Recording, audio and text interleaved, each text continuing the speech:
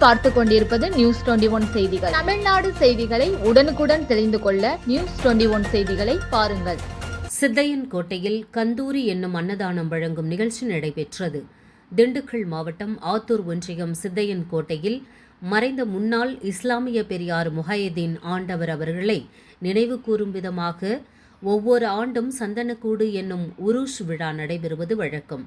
இந்நிகழ்ச்சியில் திண்டுக்கல், மதுரை, கோவை, திருப்பூர் உள்ளிட்ட பல்வேறு மாவட்டங்களிலிருந்தும் சுற்றுப்புற பகுதிகளிலிருந்தும் பொதுமக்கள் கலந்து கொண்டு உருஸ் எனும் சந்தனக்கூடு விழாவை சிறப்பித்து வழக்கமாக கொண்டுள்ளனர்.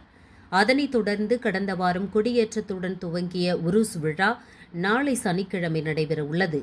அதன் தொடர்ச்சியாக பெரிய பள்ளிவாசல் முத்தவல்லிகள், உதுவான் அலி, ஷேக் தாவூத் ஆகியோர் தலைமையில் விழா கமிட்டியினர் உள்ளிட்டோர் கலந்து கொண்டு சிறப்பு பிரார்த்தனை செய்து மத நல்லிணக்கத்தை வலியுறுத்தும் வகையில் சுமார் 5000க்கும் மேற்பட்டோருக்கு கந்தூரி என்னும் நெய் சாதம் அன்னதானம் வழங்கினர்.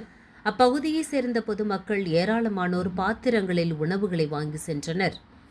நியூஸ் 21 செய்திகளுக்காக செய்தியாளர் BS பக்ருதீன்.